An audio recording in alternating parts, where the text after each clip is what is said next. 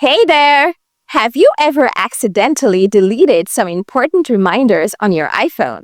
I totally get how frustrating that can be. But don't worry, there is a way to get them back with the Reminders app, as long as you act fast. Let's walk through the steps together on how to recover those deleted reminders on any iPhone.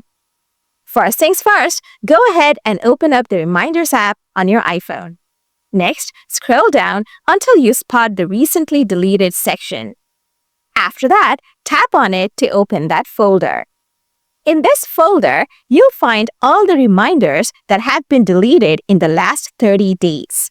Take a moment to browse through the list and locate the reminders you want to get back. Now, tap on the reminder you wish to recover. After selecting it, finally, tap on the Recover button to restore it back to your main reminders list. By following these steps, you can easily recover deleted reminders on your iPhone. Just a quick tip, it's always a good idea to regularly back up your device so you can avoid losing important data in the future. If you run into any issues while trying to recover your reminders, don't hesitate to reach out for help. Thanks so much for watching and happy organizing!